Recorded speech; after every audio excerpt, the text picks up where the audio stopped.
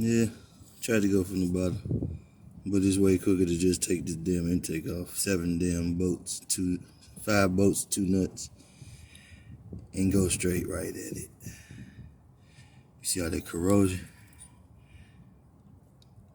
Common problem on this.